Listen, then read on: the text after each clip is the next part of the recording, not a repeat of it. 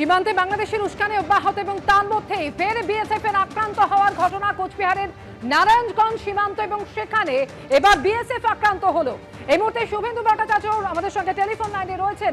শুভেন্দু, বাংলাদেশ থেকে আসা পাচারকারীদের বাধা দিতেই একেবারে হামলার মুখে পড়তে হলো বিএসএফ কে, ঠিক কি ঘটেছে শুভেন্দু? দেখো, একদমই তাই। যেটা বিএসএফ সূত্রে জানা গেছে যে ভারত বাংলাদেশ সীমান্ত দিনহাটার বিকালদহে সেখানে নারায়ণগঞ্জ এলাকায় 90 নম্বর ব্যাটালিয়ন সেখানে গতকাল রাতে যেটা বিএসএফ সূত্রে জানানো হচ্ছে যে কিছু পাচারকারী সেখানে ঢোকার বর্ডার থেকে ঢোকার চেষ্টা করছিল। সেই সময় বিএসএফ বাধা দিলে বিএসএফ এর উদ্দেশ্যে তারা ঢিল ছোড়ে। এই ঘটনায় একজন বিএসএফ জওয়ান আহত হয়।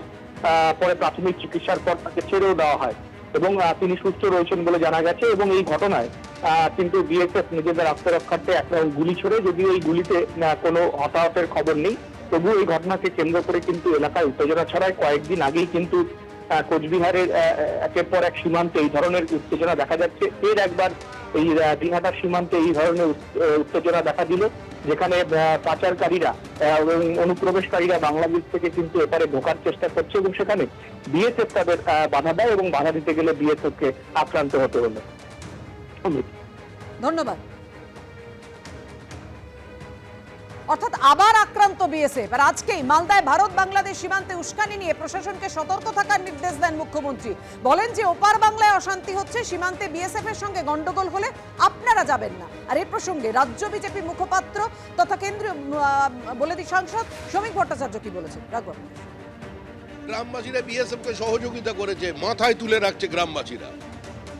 মুখ্যমন্ত্রীকেও বিএসএফ চেনে আর মুখ্যমন্ত্রীকে মানুষও চেনে। বিএসএফ সম্পর্কে মুখ্যমন্ত্রী এবং তার দল কি কথা বলেছেন জানা।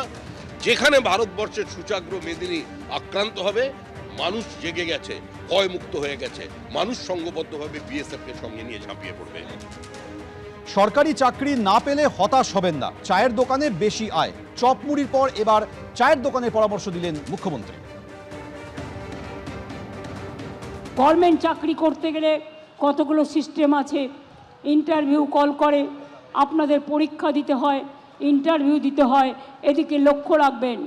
ভাইরা আমার, চিন্তা করার বা হতাশাগ্রস্ত হওয়ার কারণ নেই। একটা চায়ের দোকানে চা বিক্রি করলেও চা বিস্কুট ঘুগনি ইনকাম খারাপ হয় না, চাকরির থেকে বেশি টাকা পাওয়া যায়।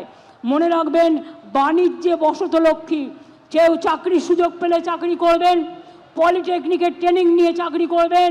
আমরা 10 লক্ষ ছেলে মেয়েদের পলিটেকনিকের ট্রেনিং দিয়ে আমরা কিন্তু তাদের চাকরি করে দিয়েছি।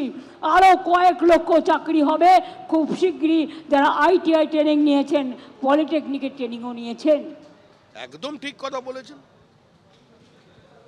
সরকারি চাকরি পেতে গেলে যে অঙ্কের টাকা দিতে হচ্ছে, সেই টাকা সুদ সমেত শেষ পর্যন্ত গিয়ে যে জায়গায় দাঁড়াবে তাদের মাইনেতে পোষাবে না। ওইসব হিসাব নিকাশ করেছেন, ক্যালকুলেশন করেছেন। 8 লক্ষ থেকে 12 লক্ষ, কোনটা 6 লক্ষ থেকে 9 লক্ষ, এইসব হিসাব করে তাদের মাইনে ক্যালকুলেশন করে। ডিএ তো বাড়বে না, দিতে পারবেন না এই সরকার, সেসব হিসাব করেই বলেছেন। এই সরকার নতুন কোনো চাকরি তৈরি করতে পারবে না, কারণ রাজ্যে কোনো বিনিয়োগ নেই। শুধু সরকারি চাকরি নয়, বেসরকারি ক্ষেত্রেও কোনো বিনিয়োগ নেই। তো বেসরকারি চাকরিও তো তৈরি হচ্ছে না। সে কারণেই মুখ্যমন্ত্রী বলছেন যে তোমরা চায়ের কেটলি নিয়ে বেরিয়ে পড়ো। বলছেন সরকারি চাকরির থেকে চায়ের দোকান করলে বেশি লাভ হবে। হ্যাঁ, ওইদিকে দিল্লিতে এক চাবালা বসা আছে, দিদি এক চাবালি হবে ওখানটায়।